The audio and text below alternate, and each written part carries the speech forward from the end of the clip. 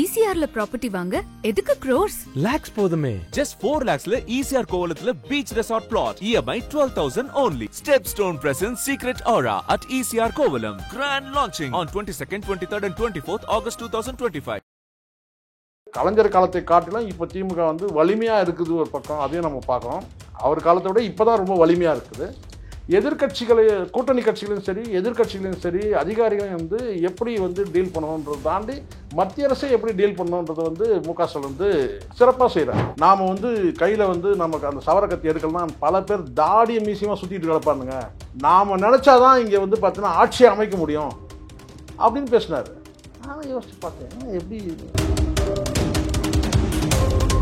சீமான் ஒன்று சொல்லியிருக்காரு, திரு விஜய் அவர்கள் வந்து அவரோட கொள்கையை வந்து தெளிவுபடுத்தவே மாட்டாரு. 100% கரெக்ட். 2 வருஷம் ஆச்சு சார் கட்சி தொடங்கி. அரசியல் எதிரின்றீங்க, அப்போ அவங்க கொள்கை நண்பர் தானே சார் உங்களுக்கு? கொள்கை எதிரி பொதுவாக சொல்கிறேன், அரசியல் எதிரி பொதுவாக சொல்கிறேன். அரசியல் எதிரி எதனால் அரசியல் எதிரி? அதிமுகவை RSS வழி நடத்தினால் என்ன தவறுன்னு யாருக்குரிய அதிமுக இப்போ வந்து ஆரிய கூட்டம் மாதிரி தான் ஆயிடுச்சு.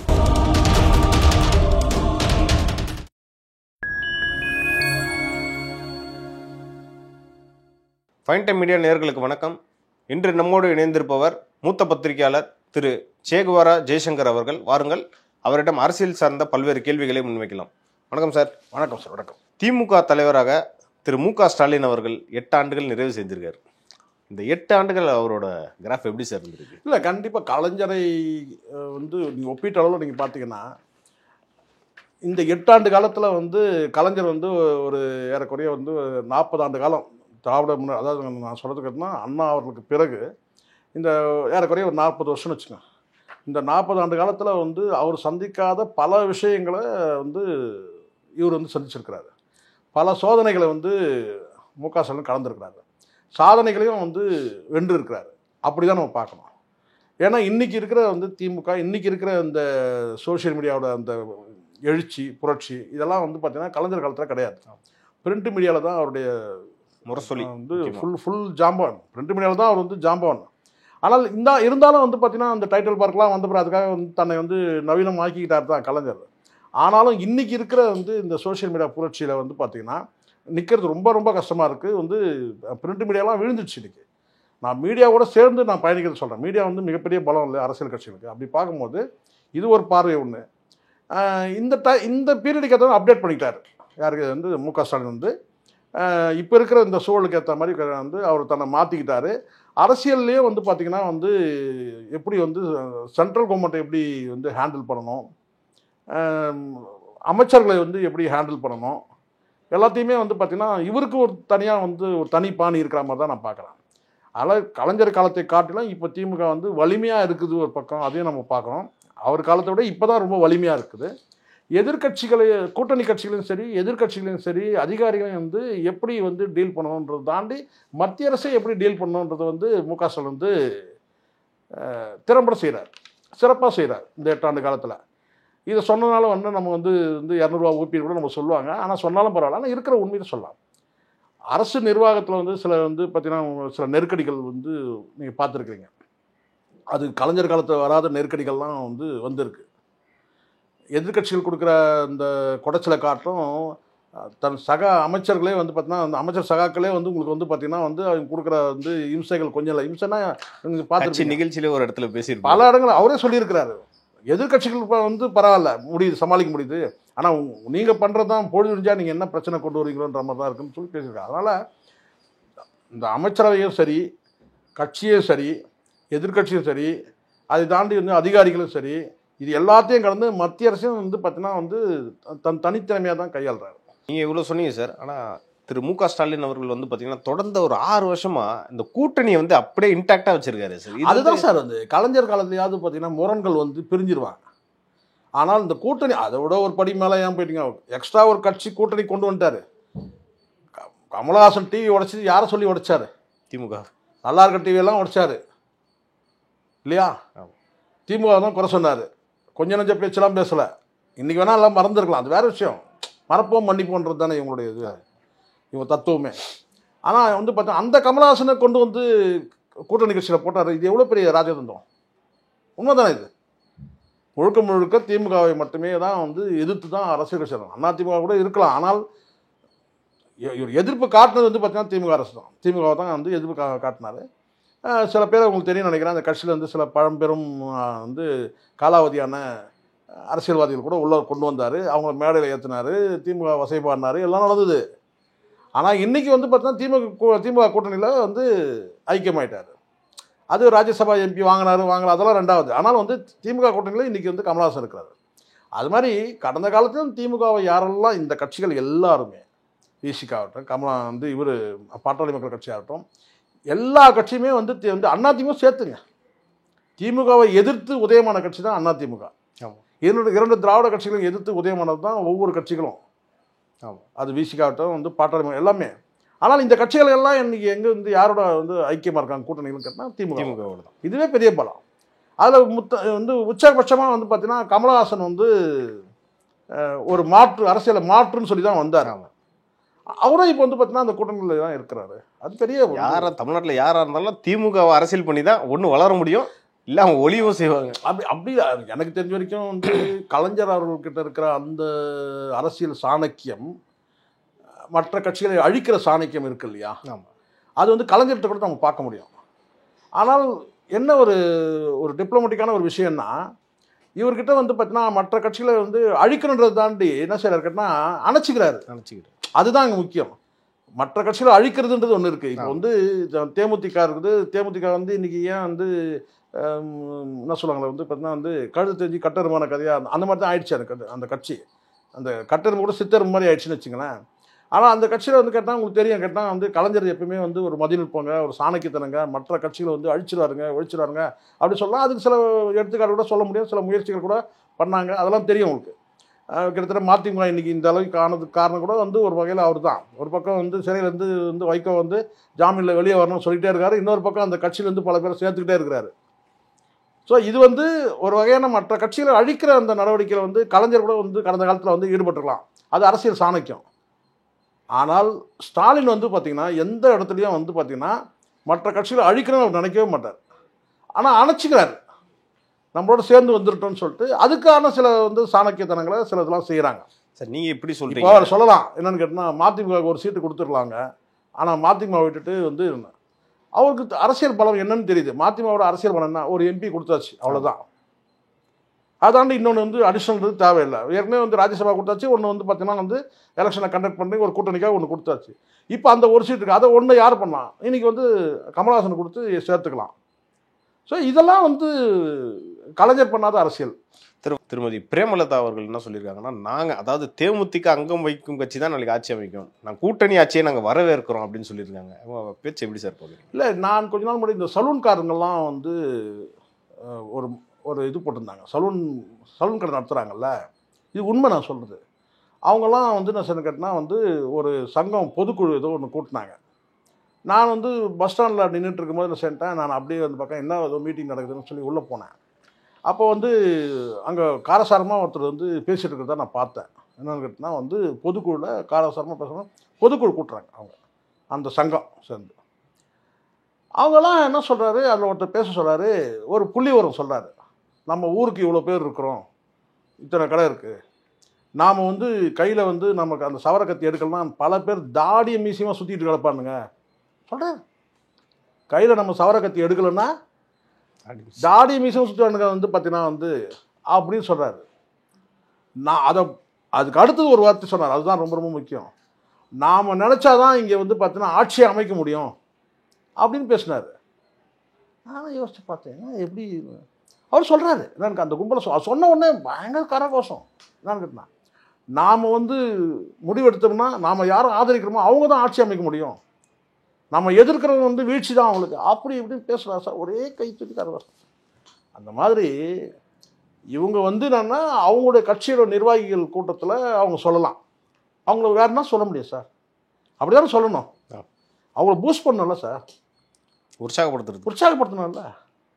எங்க தனித்து நிற்க சொல்லுங்க பார்க்கலாம். இது வந்து நடிகை திருமதி அம்பிகா அவர்கள் வந்து தூய்மை பணியாளர் இப்போ ரீசெண்டாக இறந்தாங்கல்ல, அவங்கள பார்த்துருக்காங்க. அதுக்கு முன்னாடி போராட்டம் நடத்தினாங்கல்ல ரிப்பன் மாளிகை முன்னாடி, அவங்களையும் போய் சந்திச்சிருக்காங்க. அவங்கள்ட்ட வந்து ஒரு நிருபர் கேட்குறாரு, உங்களுக்கு அரசியல் வர எதுவும் இன்ட்ரெஸ்ட் இருக்கான்னு கேட்குறாங்க. இல்லை எதாக இருந்தாலும் விதி தான் தீர்மானம் பண்ணோம் அப்படின்னா திடீர்னு அவங்களுக்கு ஏன் சார் இந்த மாதிரியான இல்லை ஈடுபாடு? அவங்களுக்கு என்னன்னா இப்போ உங்களுக்கு தெரியல சார், இந்த கஸ்தூரி, அப்புறம் இந்த ரகுராம், இந்த காயத்ரி ரகுராம், இந்த மாதிரி சில பேர், இந்த மதுவந்தி, இவங்கெல்லாம் அரசியல்வாதியாகவும் இருக்கிறாங்க. பார்த்தீங்கன்னா ஒரு அரசியல் சமூக அரசியல் கருத்து சொல்கிறவங்களாம் இருக்கிறாங்க. வாய்ப்பு கிடைச்சா டக்குன்னு இவங்க ஒரு எம்பி போஸ்ட்டை கூட இவங்க ஃப்யூச்சரில் கிடைக்கலாம்னு அந்த எதிர்பார்ப்போடு இருக்கிறாங்க.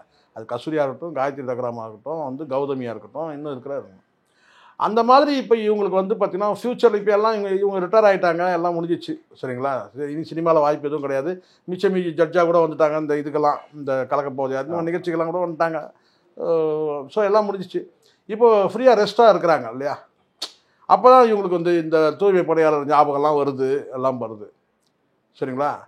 அதுதான் நான் அப்படி தான் பார்க்குறேன். ஏன்னா கேள்வி கேட்கும் போது சொன்னால் விதி இருந்தால்னு சொல்கிறாங்கல்ல, அப்போ அதிலே தெரியுது இப்படி தான் சொல்லுவாங்க. இப்போ இந்த மாதிரி சமூகத்தில் நான் இப்போ நீங்கள் திடீர்னு ஒரு அரசியல் கட்சி போய் சேர்ந்தா நீங்கள் என்ன சொல்லுவீங்க? நீ என்ன கலா அரசியல் செய்தன்னு கேட்பீங்க. கேட்பீங்களா? கேட்க மாட்டீங்களா? ரஜினிகாந்துக்கே கேட்குறோம், விஜய்க்கே கேட்குறோம், விஜய் என்ன கலா அரசியல் நீங்கள் என்ன பண்ணீங்க கேட்குறீங்கல்ல. அது மாதிரி நாளைக்கு அம்பிகாவை கேட்டக்கூடாது இல்லை. ஒரு லைம் லைட்ல இருக்கணும்னு நினைக்கிறாங்களா? லைம் லைட்லாம் இல்லை, இந்த தவளை கொழுத்தா வலையில் தங்காதுன்னு சொல்லுவாங்கல்ல. அவங்க ஏற்கனவே பார்த்தீங்கன்னா அரசு சொத்தை பார்த்தீங்கன்னா எம்ஜிஆர் உங்களுக்கு தாரவார்த்த கதைலாம் இருக்குது. அரசு நிலத்தை இவங்களுக்கு தாரவார்த்த கதைலாம் இருக்குது. இவங்க சமூக கருத்தெல்லாம் சொல்கிறதுக்கு இவங்களுக்கு தகுதியே கிடையாது. யாருக்கு? அம்பிகாவுக்கு தகுதி இல்லை. சமூக கருத்தெல்லாம் சொல்லவே முடியாது. இந்த ஏஆர் கார்டன் ஒரு இடம் உங்களுக்கு தெரியும் நினைக்கிறேன், இங்கே வலசராவத்தில் இருக்குது. கிட்டத்தட்ட 25 ஏக்கர் அது. அதை பார்த்தீங்கன்னா எம்ஜிஆர் தான் இவங்களுக்கு அவர் எம்ஜிஆர் படுக்கையில் இருந்தார். அப்போ கூப்பிட்டு 2 பேருக்கும் அக்காவுக்கும் தங்கைக்கும் சேர்த்து அந்த இடத்த தாரவார்த்தார். இன்றைக்கி இருக்கிற காலகட்டத்தில் கொடுக்கவும் முடியாது. அன்றைக்கி இருந்த மக்கள் அப்படி உங்களுக்கு தெரியும் இல்லையா. அன்றைக்கி அதை தாரவார்த்தார். யாரும் அது சம்மந்தமாக எதுவும் பண்ணல, எதுவும் சரி பண்ணல. இப்போ அது பல கோடி ஆகி இன்றைக்கி பல 100 கோடி ஆகி இன்றைக்கி ஏன் கொடுத்தாருன்ற கேள்வி வருது. ஏன் கொடுத்தாருன்னு நல்ல கேள்வி. இதை தெரிஞ்சுக்கணும், நல்லா எல்லாரும் கேட்கணும்ல. ஏன் கொடுத்தாங்கன்னா எம்ஜிஆர் சிக்காக இருந்தார். அவருக்கு ட்ரீட்மெண்ட் கொடுத்துட்டு கான் சொல்லிட்டு ஒரு டாக்டர் அமெரிக்காவில் வந்தார். கான் பேர் கான், டாக்டர் பேர் கான். அவர் இங்கே ட்ரீட்மெண்ட் கொடுக்குறாரு. அந்த ட்ரீட்மெண்ட் கொடுத்துட்டு அவர் கிளம்பணும். ஆனால் இங்கே இருக்கிற அமைச்சர்கள் என்ன செய்கிறாங்கன்னா, அவர் ஒரு வார காலத்துக்கு அவர் இங்கே ட்ரீட்மெண்ட் கொடுத்துறாரு. அந்த ட்ரீட்மெண்ட் மீதியெல்லாம் ப்ரிஸ்கிரிப்ஷன் எழுதி இதை ஃபாலோ பண்ணுங்கன்னு சொல்லிட்டு அவர் கிளம்புறதுக்கு இருக்கிறார். பட் இருந்தாலும் தலைவர் படுக்கையாக இருக்கிறார். அவர் இருந்து பார்த்துக்கணும். அவர் இருந்து பார்த்தா நல்லாயிருக்கும். இன்னும் ஒரு வாரத்துக்கோ இல்லை 10 நாளுக்கோ பார்த்தீங்கன்னா கான் டாக்டர் இங்கே தங்கி அவரை யாரை பார்த்துக்கணும்? எம்ஜிஆரை பார்த்துக்கணும். ஆனால் அவர் கிளம்புறங்கிறார். அப்போ அவருங்க என்ன செய்கிறாங்க கேட்டால், அவரை இருக்க வைக்கிறோம். இங்கே இருக்க வைக்கிறதுக்கு என்ன பண்ணுறது? அப்போ அவரை இருக்க வைக்கிறதுக்கு அவருக்கு பணிவிடைகள் செய்கிறதுக்கு 2 பெண்களை சூஸ் பண்ணுறாங்க. அந்த 2 பெண்கள் நடிகைகள். சர்வீஸ் பண்ணுறதுக்கு நீங்கள் தப்பாக எதுவும் புரிஞ்சுக்க போகிறீங்க. அவர் தங்க வச்சு அவருக்கு தேவையான பணிவிடைகள் செய்கிறதுக்கு அந்த பெரிய டாக்டர் அவருக்கு தேவையான பணிவிடைகள் செய்கிறதுக்கு 2 பேர் தேவை. அந்த 2 பேரில் தான் அம்பிகா ராதா. அவங்களும் அதே மாதிரி கேட்டால் கிட்டத்தட்ட ஒரு 10 நாட்கள் அவர் இங்கே இருக்கிறதுக்கான எல்லா பணிவிடைகளும் அவங்க செய்கிறாங்க, சர்வீஸ் பண்ணுறாங்க. ஸோ அந்த சர்வீஸுக்கு பார்த்தீங்கன்னா இவங்களுக்கு ஏதாவது செய்யணுமேன்றதுக்காக எம்ஜிஆர் என்ன செய்கிறாருன்னா, அந்த 10 நாட்கள் அவர் இந்த கான் டாக்டர் இங்கே இருக்க வச்சாங்க இல்லையா. ஸோ அதுக்காக அவங்க சர்வீஸை பாராட்டி இந்த நிலத்தை இந்த அரசு இடத்த பார்த்தீங்கன்னா அவர் தாரவார்த்தார் அள்ளி கொடுத்துட்டார். அவர் பணிவிடை செய்யறதுக்கு நடிகைகள் தான் தேவையா சார்? இல்லை சார், அவங்க சூஸ் பண்ணாங்க. அன்னைக்கு இருந்த நீங்கள் செத்து போன ஆரம் வீரப்பனை தான் போய் கேட்கணும். அன்னைக்கு அவர் தான் ஆரம் வீரப்பன் தான் பவர்.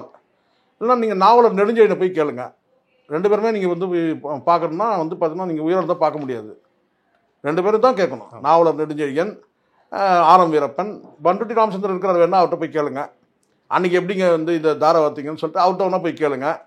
அன்றைக்கி இருந்த அமைச்சரவையில் இருந்தவங்க, ஸ்ட்ராங்கான பொசிஷனில் இருந்தவங்க இவங்க தான். எம்ஜிஆர் இருந்தபோது ஒரு 5-6 பேர் இருக்கிறாங்க. ஸோ அவங்கள தான் நீங்கள் போய் கேட்கணும். ரீசன் அவங்களுக்கு தான் தெரியும். அவங்களுக்கு தான் பொசிஷன் தெரியும். எப்படிங்க நீங்கள் அரசு இடத்து நீங்கள் தாரவார்த்திங்க நடிகைகளுக்கு, எதுக்காக கொடுத்தீங்க, ஏன் கொடுத்தீங்க? ஆனால் இருக்கிற தகவல் இணையத்தில் இருக்கிற தகவல் தான் நான் சொல்கிறேன். நான் இட்டுக்கட்டி எதுவும் சொல்லவே இல்லை. அந்த கான் டாக்டரை இருக்க வைக்கிறதுக்காக 2 நடிகைகள் அவங்க பணிவிடைகள் செய்தாங்க. அந்த பணிவிடைகள் செய்ததுக்காக எம்ஜிஆர் நன்கொடையாக தூக்கி இந்த இடத்த அரசு இடத்த தாரை வார்த்தாருன்னு தான் சொல்லுவாங்க. இன்னைக்கு எம்ஜிஆர் இருந்தாருன்னா இன்னைக்கு இருக்கிற காலகட்டம் வேற இல்லையா சார்? ஆமாங்க சார். இன்னைக்கு கொடுக்க முடியாது. அன்னைக்கு கேள்வி கேட்கறதுக்கு யாரும் ஆள் கிடையாது. ஆனால் அன்னைக்கு செஞ்சுட்டாரு. அதனால இப்போ பார்த்தீங்கன்னா அது அந்த சொத்து இன்னைக்கு பல கோடி ஏஆர் கார்டன் சொல்லிட்டு மிகப்பெரிய ஒரு ஸ்டுடியோ ஆயிடுச்சு. மிதமிஞ்சி சொத்துக்கள் இன்னைக்கு அப்பார்ட்மெண்ட்லாம் ஸ்டார் ஹோட்டல்லாம் வந்திருக்கு. அங்கே உங்களுக்கு தெரியும். அப்போ பல 100 முதல் பல 1000 கோடி ஆயிடுச்சு சொத்து, அது வேல்யூ ஆயிடுச்சு. அதனால இப்போ அவங்களுக்கு என்ன செய்ய முடியும்? அப்படியே அமைதியாக கடந்து போக முடியாதுல்ல. இப்போ இந்த லைம்லைட் வந்தாங்கன்னா இப்போ இந்த விஷயத்தை இப்போ இன்னும் ஒரு 10 பேர் பேசுவாங்க. இன்னும் கொஞ்சம் வெளிச்சத்துக்கு வரும். அந்த சொத்தை மீட்டுறதுக்கு ஏதாவது வாய்ப்பு இருக்கா? ஏதாவது ரெக்கவர் பண்ண முடியுமா? திருப்பி ரிட்டர்ன் எடுக்க முடியுமா அரசு? அதெல்லாம் இனி அரசு தான் யோசிக்கிறோம். நமக்கு அந்த வேலை கிடையாது. ஏன்னா இப்போ பொது கருத்துலாம் சொல்ல வராங்க இல்லையா? ஸோ அதனால பார்த்தா இனிமேல் வேணா அதை பற்றி யாராவது யோசிப்பாங்க. டிஜிபி சங்கர் ஜிவால் அவர் நாளைக்கு ரிட்டையர் ஆகுறாரு. அதுக்கப்புறம் யாரை தமிழ்நாடு அரசு நியமிக்க போறதுன்றது ஒரு கேள்விக்குறியாவே இருக்கு. இந்த விஷயம் சுப்ரீம் கோர்ட் வரைக்கும் போயிருக்கு. இப்போ எலெக்ஷன் வர போறதுனால கவர்மெண்ட், அதாவது குறிப்பாக டிஎம்கே இதில் எதுவும் ப்ளே பண்ணுறாங்களா சார்? சார் யாரும் ப்ளே பண்ண முடியாது சார். இதெல்லாம் சட்டம் சார்ந்த விஷயம் சார். ஒரு அதிகாரிகள் கொண்டு சட்டம் சார்ந்த விஷயம், டிஸ்கிரிஷன் பவர் சார்ந்த விஷயம் நிறைய இருக்குது. இதில் போகிற போக்கில் நம்ம இதெல்லாம் அப்படியே அடிச்சு விட்டுலாம் போக முடியாது. இது பார்த்தீங்கன்னா ஒருத்தர் வராங்கன்னு சொன்னால் எந்த வகையில் ஒரு குவாலிஃபை பண்ணுறதுக்கும் சில கண்டிஷன்ஸ் இருக்கும், சில ரூல் இருக்கும். டிஸ்குவாலிஃபை பண்ணுறதுக்கும் சரி, இல்லை குவாலிஃபை பண்ணுறதுக்கும் ரெண்டுத்துக்குமே இருக்கும். இதால் டிஸ்கிரிஷன் பவர்னு ஒன்று இருக்குது, சரிங்களா? சீனியாரிட்டின்னு ஒன்று இருக்குது. ஸோ இதெல்லாம் அலசி பார்த்து அதுக்கப்புறம் ஒரு முடிவுக்கு வராங்க. எப்போவுமே இது மாதிரி விஷயம் என்னன்னு கேட்டிங்கன்னா உங்களுக்கு தெரியும் நினைக்கிறேன். உள்ளுக்குள்ளே நிறைய ப்ரொஃபஷனல் பாலிடிக்ஸ், தொழில் அரசியல் நிறைய இருக்கும் உள்ளுக்குள்ளே. ஸோ ப்ரொஃபஷனல் பாலிடிக்ஸ் இருக்கும். இதில் இது ஏதோ இப்போ தான் நீங்கள் நினச்சிடாதீங்க. ஒரு அதிகாரியை மாற்றம் செய்யும்போது கூட இந்த மாதிரியான சட்ட சிக்கல்கள், சில பேர் கோர்ட்டுக்கு போவாங்க, சில ப்ரெஷர் இருக்கும். என்னை எப்படி நீங்கள் ட்ரான்ஸ்ஃபர் பண்ணீங்க, அந்த இடத்துல நான் தான் இருக்கணும், இந்த இடத்துல இப்படி தள்ளுமுள்ளலாம் நிறைய இருக்கும். அதுவும் உயர் அதிகாரிகளுக்குள்ளே இந்த பதவி போட்டின்னு ஒன்று இருக்கு இல்லையா? அது நிறைய பார்த்தீங்கன்னா அதில் நிறைய தொழில் அரசியல் ப்ரொஃபஷனல் பாலிடிக்ஸ் நிறைய இருக்கும்.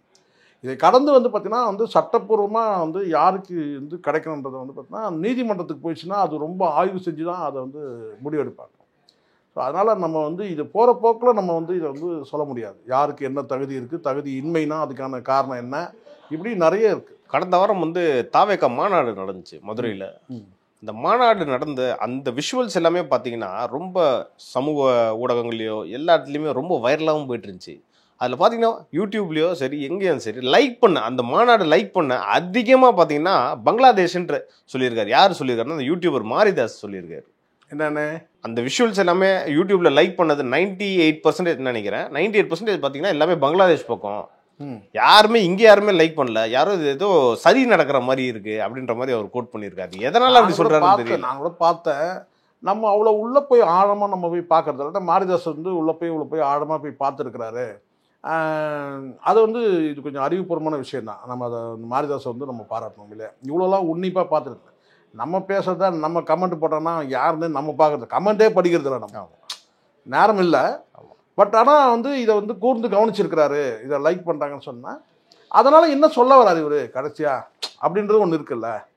ஸோ இங்கே லைக் பண்ணுறது சார், இப்போது உங்களுக்கே தெரியும், யூடியூப் உள்ளே போனீங்கன்னா நம்ம வீடியோவை யார் பார்த்துருக்குறாங்கன்றது கூட நமக்கு ஐடென்டிஃபை பண்ணுது. யாரெல்லாம் நம்ம இந்த வீடியோவை பார்த்துருக்காங்க போது அப்போ அவர் பார்த்தீங்கன்னா அது உள்ளே போயிட்டு அவர் மேலோட்டமாக லைக் பண்ணுறது மட்டும் இவர் போய் பார்த்துருக்கிறாரு. ஒவ்வொருத்தரும் ஐடி ஓப்பன் பண்ணால் தான் அவங்க யாருன்றது தெரியும். பொதுவாக சொல்கிறேன். இது பார்த்தீங்கன்னா ஒரு குறிப்பிட்ட நபர்கள் பார்க்குறாங்கன்னா ஒருவேளை அந்த பவுன்சர் ஒருவேளை அந்த அவங்கள சார்ந்தவரா, ஏன்னா அந்த பவுன்சர் யாருன்னு நமக்கு தெரியாதுல்ல சார். ராஜ்மோகன் யாருன்னு நமக்கு தெரியும், அந்த இவன் கூட தெரியும், அந்த லாட்டரி அதிபர் இப்போ மருமகன் இருக்காங்களா அவனையும் நமக்கு தெரியும். ஜான் ஆரோக்கியசாமி கூட நமக்கு தெரியும், சரிங்களா? அவர் ஆந்திராக்காரரு, இவன் தமிழ்நாட்டை சார்ந்தவன், ராஜ்மோகன் இப்படி தெரியும். பட் அந்த பவுன்சர்லாம் யாருன்னு நமக்கு தெரியாதுல்ல. ஒருவேளை அந்த பவுன்சர் பார்த்தீங்கன்னா பங்களாதேஷை சார்ந்தவனா, ஒருவேளை நிறைய பேர் டர்பன்லாம் கட்டியிருந்தாங்க சார். அதுதான் சார், நமக்கு தெரியாதுல்ல. லைக் பண்ண வச்சு சொல்ல முடியாது சார். அந்த கொடி இருக்குல்ல, அந்த கலர் இருக்குல்ல. நான் மாரிதாஸோட அவர் கூற்றை உடைக்கணுன்றது எனக்கு நோக்கம் கிடையாது. ஆனால் அவர் இந்த ஆய்வு செஞ்சிருக்கிறார் பாருங்க, அது பாராட்டுக்குரியது. ஆனால் அவன் எதுக்கு லைக் பண்ணான்னு தெரியாதுல்ல.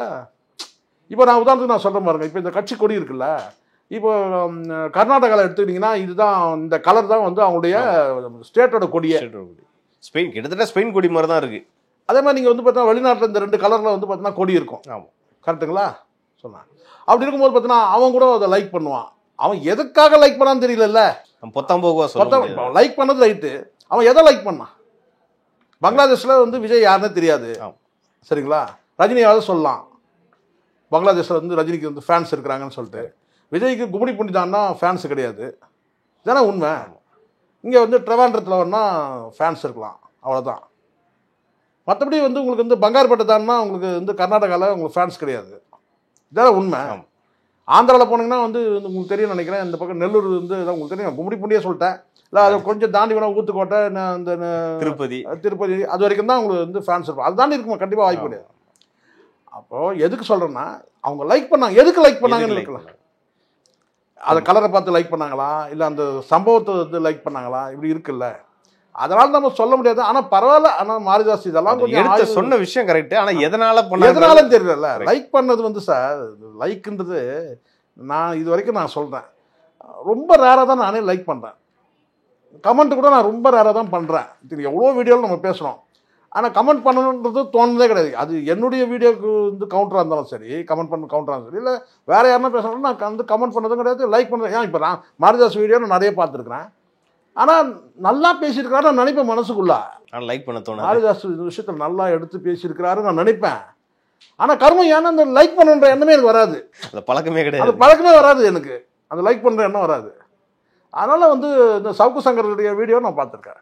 இந்த வீடியோ வந்து சவுக்கு சங்கர் பேசுறது ரொம்ப எக்ஸாக்ட், நல்லா இருக்கு, கரெக்டாக வந்து கட்டம் கட்டியிருக்கிறாருன்னு தோணும்னா லைக் பண்ணுற எண்ணம் வராது, ஏன் கமெண்ட் பண்ணுன்ற எண்ணம் கூட வராது, கடந்து போயிடும். நம்ம வீடியோ சுத்தம், என்ன கமெண்ட் பண்ணியிருக்கிறான்னு பார்க்கறதுக்கு டைம் இருக்காது.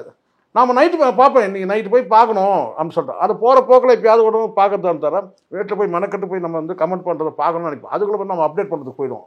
நாளைக்கு என்ன சப்ஜெக்ட், இன்றைக்கி என்ன சப்ஜெக்ட், அதுக்குள்ளே ஏதாவது ஒரு ஃப்ளாஷ் வருது, அதற்கு போயிடும். இங்கே கமெண்ட் பண்ண. அதனால் எனக்கு தெரிஞ்சுன்னு கேட்டினா மாரிதாஸோட அந்த இது ஆய்வு சரியானது, அது கண்டுபிடிச்சிருக்கிறாரு. ஆனால் இதனால் என்ன சொல்ல வராரு, அந்த அவங்க எதுக்காக லைக் பண்ணாங்கன்னு தெரியாமல் போய் இன்கம்ப்ளீட்டாக இருக்கு. நாம் தமிழர் தலைமை ஒருங்கிணைப்பாளர் சீமான் ஒன்று சொல்லியிருக்காரு, திரு விஜய் அவர்கள் வந்து அவரோட கொள்கையை வந்து தெளிவுபடுத்தவே மாட்டுறாரு, சும்மா ஒரு அரசியல் எதிரி, திமுக கொள்கை எதிரி, பாஜக அப்படின்னு சொல்லிட்டு கடந்து போறாரு, அவர் தெளிவுபடுத்தவே இல்லையே. இது வந்து அரசியல் சார், சீமான் சொல்றது 100% கரெக்ட் சார், 100% கரெக்ட். 2 வருஷம் ஆச்சு சார் கட்சி தொடங்கி, அரசியல் எதிரின்றீங்க, அப்போ அவங்க கொள்கை நண்பர் தானே சார் உங்களுக்கு? கொள்கையில எனக்கு நட்பு இருக்குன்னு சொல்லிட்டு போங்க. எனக்கு திராவிட கொள்கை தான், திமுகவோட கொள்கைனா திராவிட கொள்கை, திராவிட சித்தாந்தம், திராவிட கொள்கைன்னு சொல்கிறாங்க, அவ்வளோதான். அப்போ நீங்கள் என்ன செய்யணும், அந்த இடத்துல நீங்கள் சொல்லுங்கள். என்னன்னு கேட்டிங்கன்னா, நாங்கள் வந்து இன்னென்ன கொள்கையில் நாங்கள் வந்து ஒன்றா இருக்கிறோம், திமுகவோட எனக்கு முரண் கிடையாது, ஆனால் அரசியல் எதிரி, ஏன்னா அவங்க வந்து யாருக்கும் நன்மை செய்யவே இல்லை, அரசியல் ரீதியாக வந்து அவங்க வந்து பார்த்தீங்கன்னா வந்து ஏமாத்துறாங்க, ஊழல் செய்கிறாங்க, அந்த மாதிரி சொல்லுங்கள். அதை நீங்கள் தெளிவுபடுத்திங்கன்னா அப்போ அடுத்த ஒரு கேள்வி வரும்ல, அரசியல் எதிரினா ஊழல் தான் அரசியல் எதிரின்னு கேட்டால் அப்போ அதிமுக ஊழல் பண்ணலையான்னு ஒரு கேள்வி வருதுல்ல. அப்போ அங்கேயும் இங்கே தெளிவில்லை, இங்கே வந்து கொள்கை எதிரின்றீங்க, சரிங்களா? அப்போ கொள்கை எதிரினா அப்போ அரசியல் ரீதியாக உங்களுக்கு நட்பு இருக்கா? கலைஞர் கூட கூட்டணி வச்சாரு, உங்களுக்கு தெரியும் நினைக்கிறேன். ஆமாம், 99 கொள்கை வேறு தான் கூட்டணி. அப்போ அந்த மாதிரி எதிர்காலத்தில் நீங்கள் கூட்டணி வைக்க போகிறீங்களா? அப்படி ஒரு எண்ணம் இருக்கா? அதிமுக பிஜேபியோட சேர்ந்து ஒரு கூட்டணி அமைக்கலான்ற ஒரு எண்ணம் தான் நீங்கள் சொல்லுங்கள். அப்போது அந்த இடத்துல ஒரு கேள்வி வருது இல்லை, கொள்கை எதிரின்னு சொன்னாருங்க, ஆனால் அரசியல் எதிரின்னு சொல்லவே இல்லை. அப்போ கூட்டணி வைக்க போகிறாரு கலைஞர், எப்படி கூட்டணி வச்சாரோ அந்த மாதிரி கூட்டணி வைக்க போகிறாரா? கேள்வி வருதா இல்லையா? தெளிவில்லாமல் இருக்குது சார் அரசியல். விஜயோட அரசியல் பயணம் வந்து அடித்தளமே ஆட்டம் காணுது. அடிப்படையில் நீங்கள் வந்து பார்த்தீங்கன்னா இதுதான் எங்களுடைய வந்து நிலைப்பாடு, எங்களுடைய கொள்கை தனித்துனா. இப்போ சீமான் இவ்வளோ போல்டாக பேசுற காரணம் சார், அவர் அரசியல் லாபம் நஷ்டத்தெல்லாம் கடந்து நான் தனித்து போட்டி தெளிவாக இருக்கு. எனக்கு கூட நான் கேட்டேன், என்ன சீமான் நினச்சா எப்போ எம்பி ஆயிருக்கு. ஆமாம் ஆமாம், அவனோட ஒரு ஏதோ ஒரு கட்சியோட கூட்டணி வச்சிருந்தா கூட என்ன திராவிட கட்சியோட கூட்டணி வச்சா இந்நேரம் எம்பி ஆகிட்டு இருக்கலாம், கண்டிப்பாக இந்நேரம் ஒரு 10 எம்எல்ஏ இருக்கலாம் உள்ள.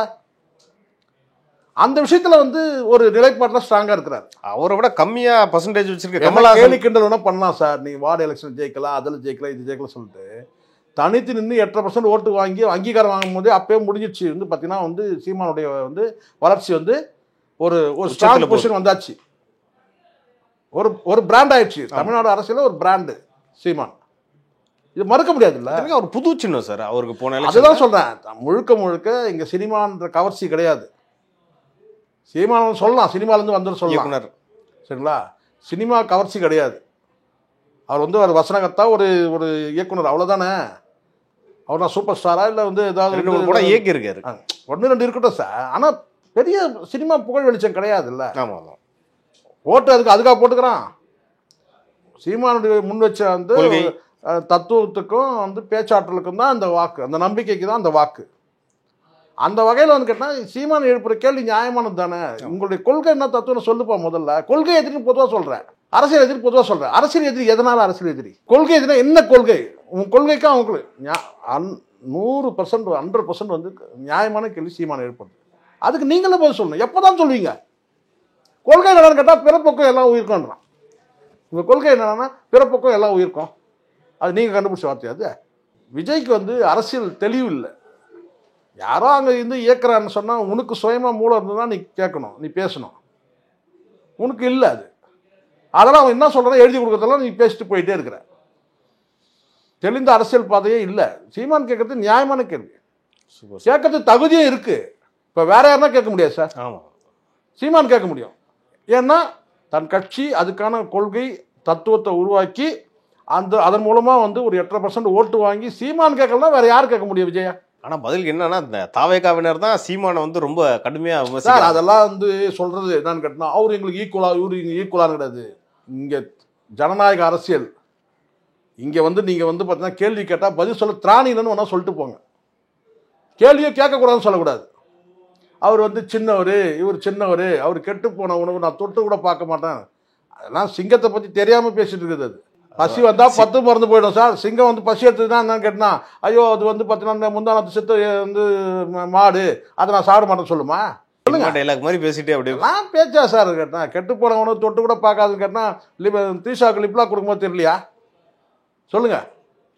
சினிமாவிலே உங்களுக்கு எந்த எத்திக்ஸும் கிடையாது. சினிமாலே எந்த எத்திக்ஸ், அரசியல் என்ன பெரிய எத்திக்ஸ் உங்களுக்கு நான் கேட்குறேன்? இருக்கணும் தான், நான் இல்லைன்னு சொல்லலை.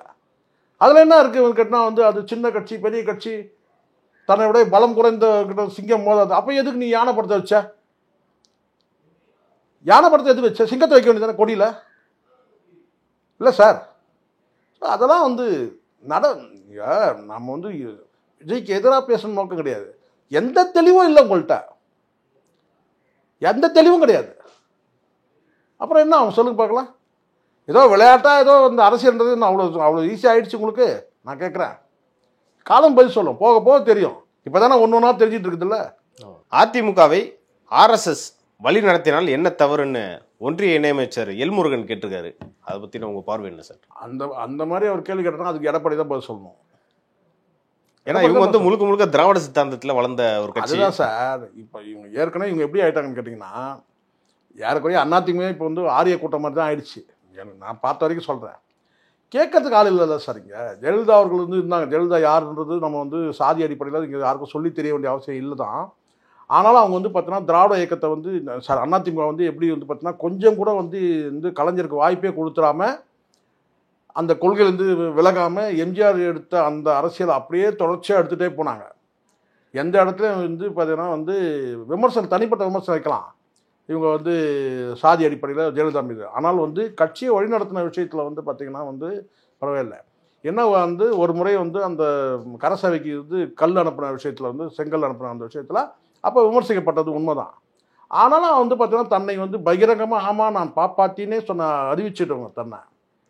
ஆனால் எந்த வகையிலையும் வந்து பார்த்தீங்கன்னா வந்து கலைஞருக்கு வந்து பார்த்தீங்கன்னா அந்த ஒரு போட்டியான வந்து ஒரு இயக்கமாக தான் வந்து அதிமுக வழி நடத்தினாங்க. அதில் வந்து இல்லை. ஆனால் சமீப காலத்தில் என்ன ஆச்சுன்னு கேட்டால், தேசிய கட்சிகளோட கூட்டணி வச்சால் கூட அது காங்கிரஸாக இருக்கட்டும் பிஜேபி இருக்கட்டும், ஆனால் இப்போ வந்து பார்த்தீங்கன்னா இப்போ இருக்கிற எடப்பாடி இது வந்து கேட்டால் முழுக்க முழுக்க வந்து ரொம்ப பெண்டாகின்றதை வந்து பார்த்தீங்கன்னா ரொம்ப வளைஞ்சி போகிற மாதிரி இருக்குது இது பிஜேபிக்கு பல விஷயத்தில். இல்லை கட்சியில் இருக்கவங்களுக்கே ரொம்ப அது ஆமாம் அந்த அதிருப்தி இருக்க தான் செய்யுது. கூட்டணியாக ஏன் வேணாம், எதுக்கு கூட்டணின்ற வந்து உள்ளுக்குள்ள சலசலப்பு இருக்க தான் செய்யுது. அது முழுக்க முழுக்க பலவீனம் தான். தன் கட்சிக்கு தன் கட்டுப்பாட்டை முழுமையாக வரணுன்றதுக்காக இவர் வந்து பிஜேபியோட பெண்டாகி போகிறாருன்றது தான் தகவல். ஆனால் அந்த கூட்டணி வந்து பார்த்தீங்கன்னா மக்கள் விரும்பும் கூட்டணியாக இல்லை. பிஜேபியோட அதிமுக கூட்டணிக்கிற தொண்டர்கள் விரும்பும் கூட்டணியாகவும் இல்லை, மக்கள் விரும்பும் கூட்டணியாகவும் இல்லை. இருந்தாலும் பிரச்சாரத்தில் அவ்வளோ கூட்டம் வருது சார். இல்லை சார், இங்கே பாருங்க, ஆட்சிக்கு எதிரான இப்போ இருக்கிற மனநிலை இருக்கட்டும்னா ஆட்சிக்கு எதிரான சில நபர்கள் இருப்பாங்க, அதை தாண்டி கட்சியோட தொண்டர்கள் இருப்பாங்க. அதனால் இந்த கூட்டம் வர்றதை வச்சு இந்த கூட்டம்லாம் அப்படியே ஓட்டு போட்டுருவாங்கன்னு நீங்கள் நினச்சாதீங்க. ஆமா. யார் போனால் இப்போ நாளைக்கே வந்து வேறு யாராவது இவங்க தலைவர்கள் போனாலும் அந்த கூட்டம் வரும். திருமாவளவன் போய் அங்கே ஒரு கூட்டம் போடுறாருன்னு கேட்டோம்னா அந்த கூட்டம் அங்கே நிற்கும்.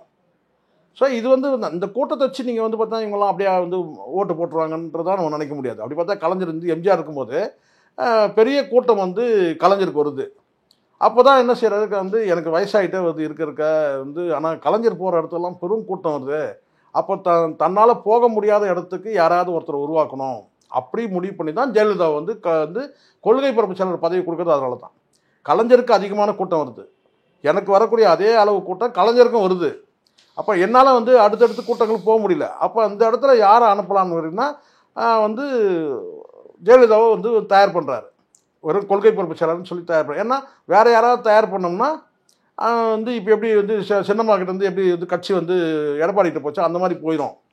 அதனால் வந்து என்ன செஞ்சாருன்னா ஒரு பெண் வந்து கிட்ட நம்ம கொடுப்போம் அப்படின்னு சொல்லிட்டு. ஆனால் அவங்க இவ்வளோ பெரிய தலைவர் ஆவாங்கன்னு எம்ஜிஆர் நினச்சி பார்த்துருக்க மாட்டார் அன்னைக்கு. அதுக்காக கூட்டத்தை சேர்க்கணுன்றதுக்காக கொண்டு வரப்பட்டவங்க தான் ஜெயலலிதா. கலைஞருக்கு நிற்கிறாங்க.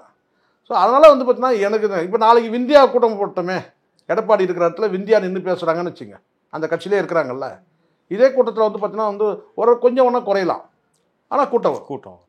ஸோ சாலையில் வந்து சேர்ற கூட்டங்கள்லாம் நீங்கள் பொதுக்கூட்டம் மாநாடு நடத்திங்கன்னா அந்த கூட்டத்தையே நீங்கள் நம்ப முடியாது. சாலையில் கூட்டுற கூட்டம்லாம் வந்து நீங்கள் வந்து பார்த்தீங்கன்னா அப்படியே வந்து கேட்டுட்டு கலைஞ்சிருவாங்க. அவ்வளோதான். என்னன்னா எடப்பாடியா ரைட் ஸ்பீச் கேட்க வந்தவங்க அவ்வளோதான். அதுவும் நீங்கள் நான் தான் சொல்கிறேன்ல, உங்களுக்கு ஒரு மாநாட்டில் கூடுற கூட்டம் வேற, அதையே நம்ப முடியாது நீங்கள். ஆனால் இங்கே வந்து பார்த்தீங்கன்னா ஒரு சாலையில் கூடுற கூட்டம் வந்து பார்த்தீங்கன்னா கொஞ்சம் கட்சிக்காரங்க வந்திருப்பாங்க, நான் இல்லைன்னு நான் சொல்லலை. அதாண்டி அங்கே இருக்கிற வழிபோக்கர்கள் அவன் கடையில் இருக்கிற போகிறவங்க வரவங்க எல்லாம் சேர்ந்து அந்த அந்த கூட்டம் வந்து ஒரு அரை மணி நேரம் கூட்டம் தானே, அங்கே வந்து நின்றுவாங்க. கூட்டம் ஃப்ரீயாக இருக்கும், அதை வச்சு முடிவு பண்ண எல்லாரும் அதான் சொன்னாங்க, ஐயோ போகிற இடத்துலாம் கூட்டம் வருது அப்படின்னு சொல்லிட்டு. சாலையில் போய் இதெல்லாம் வந்து பார்த்தீங்கன்னா வந்து ஆன் தி வேலை போகக்கூடிய கூட்டங்கள், அதெல்லாம் சொல்ல முடியாது. ஓகே சார், தமிழ்நாட்டில் நடக்கிற அரசியல் நிகழ்வு குறித்து நம்ம நிறைய பேசணும். அடுத்தடுத்த நிகழ்ச்சிகளில் இது குறித்து நம்ம டீட்டெயிலாக பேசலாம் சார். நன்றி சார். நன்றி சார்.